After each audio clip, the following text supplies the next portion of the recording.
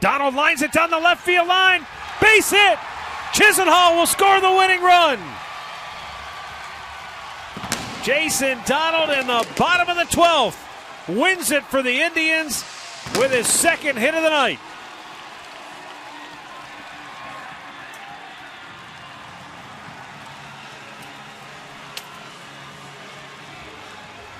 And a terrific victory for the Tribe here tonight. They were down 3-1 in the bottom of the ninth. Travis Hafner with a 2-run homer to tie it. And now in the bottom of the 12th, Jason Donald lines one down the left field line for his second hit in as many at-bats in the game.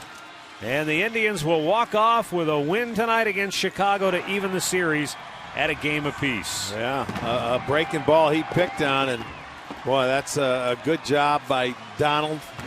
I think everybody here said, come on, get the base hit. He does. And they win it in the 12th.